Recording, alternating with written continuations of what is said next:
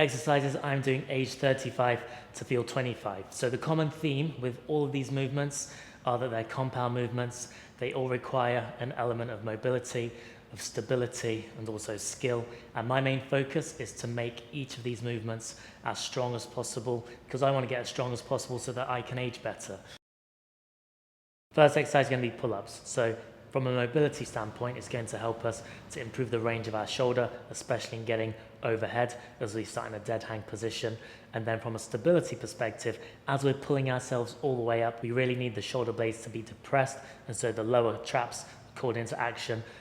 A muscle that's commonly not trained in a lot of people or underutilized. And so training shoulder stability in that way is going to be a fantastic thing for us to do from a longevity perspective. It's going to set you up to be amazing at calisthenic skills such as muscle ups, but also it's going to allow you to get the most out of hypertrophy exercise that are more externally stabilized, such as your lat pull downs, your seated rows, etc. So pull-ups, super important, get those in your program. When it comes to pull-ups, I'm typically doing between 1 to 6 reps. I'm not doing any more than that. I don't care necessarily about doing as many reps as possible. I ultimately care about how much weight I can pull up. And the better I get at that, the more that I know that I've got great shoulder function, great overhead mobility, and I have the foundations to be able to express strength very well in other areas and other movements that involve pulling. Next exercise is going to be dips. So very similar to the pull-ups in that there's a mobility demand here. Whereas in the pull-ups we had shoulder flexion, and so getting into that overhead range. With the dips, we need to get into as much shoulder extension as possible and try and get as deep as we can and strong in that position. So that's one of the main reasons why I like to train this movement. But obviously from a muscle perspective, it's training the pecs. So one of the biggest muscles in the upper body, very important for pushing. If you've got someone who wants to grow their pecs or get really good at some calisthenic skills like planches, it's going to be a great movement for you. In terms of stability, we do need stable shoulders. So you want to be stable in retraction right at the bottom. So keeping the elbows nice and tight in a deep position. And then when it comes to the top of the movement, we want to be strong in depression. We want to be able to get the shoulder blades all the way down the back before we move back into that actual dip movement and go into that deep shoulder extension. So there's a lot going on with the shoulders here, a lot of stability demands. But with that stability, you then have the foundation for increased muscle growth through a pushing perspective, so training those pecs. So in terms of programming, I'm working in a 3 to 6 rep range.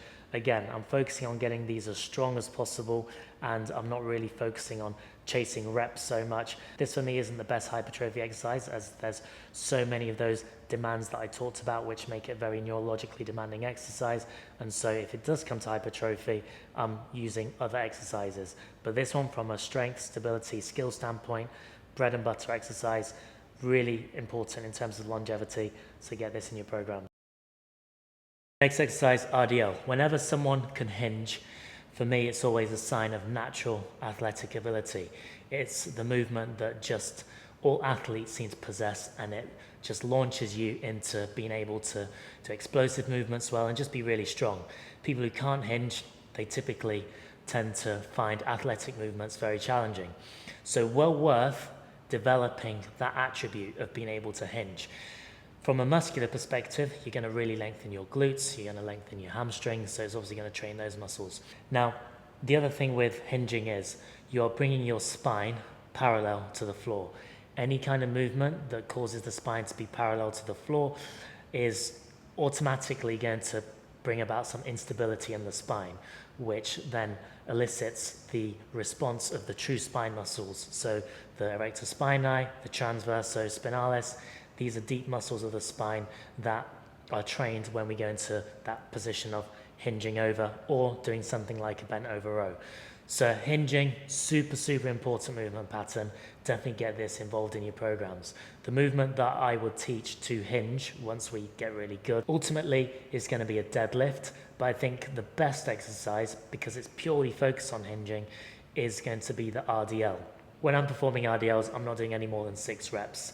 Typically, as always, I'm working in the 3 to 6 rep range.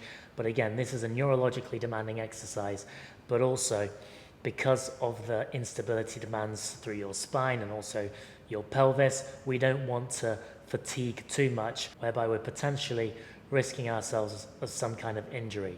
So really important that we're just focusing on the technique, the skill, making the movement as good as possible, but obviously still loading it within that strength scheme to make us as strong as possible.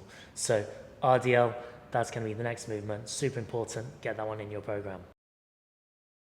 So squats, you're going to learn a lot about yourself when you start to do squats and progress to things like barbell squats in terms of your center of mass, so how your body moves and keeps itself stable as it's moving from fully upright into that squatted position. You're going to learn about asymmetries in your hips, your leverages, so how long your femurs are, how long your tibia and fibula are, so your shins, etc. So much that you're going to learn about yourself when you start to perform this exercise, and the more that you learn about yourself and generate that body awareness, the better interventions that you can take with your programming, and the better that you can get at performing squats. So for me, personal anecdote, I have very, very long femurs, so my squats are essentially hinges.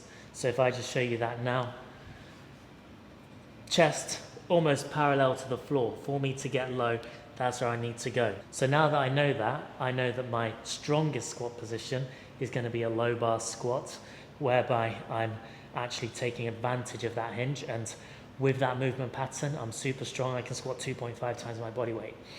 But also it highlights the weakness. The weakness is that my center of mass is always shifting forwards as I squat, which is why my torso has to go parallel to the floor. And so my intervention is to use a wedge to squat so that I can target my quads more. So all those factors, so just learning about your body, learning how you squat, learning about the interventions that you need to take is really going to help you with your programming. That being said, how do I program this? Typically, if I'm in a low bar phase, I'm not doing any more than 5 reps. Currently, I'm in a phase where I'm doing lots of wedge squats, so I'm really trying to target my quads a lot more, and so when I'm programming those, I'm typically going to around about 6 reps.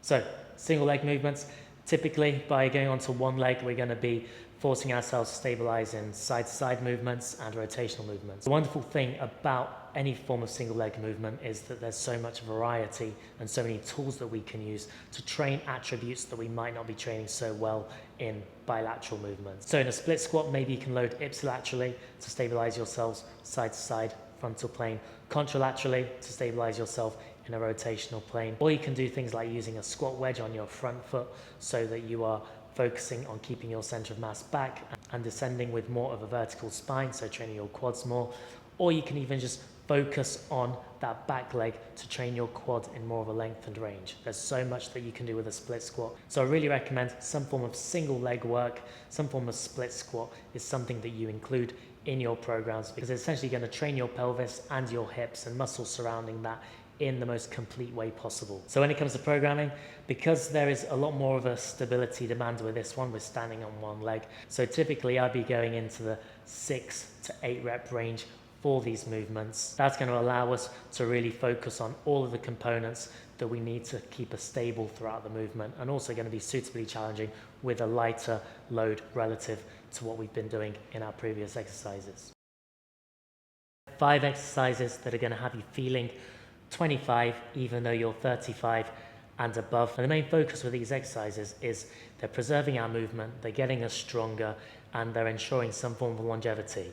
And it's going to ensure that as you approach your older ages, your 50s, 60s and beyond, you're moving well, you're moving unaided, you're able to use your body in a way that people who don't do these movements are very well, very effectively and very comfortably. Hopefully you found that one useful. If you've got any questions, hit me up in the comments. Otherwise, I'll see you in the next video.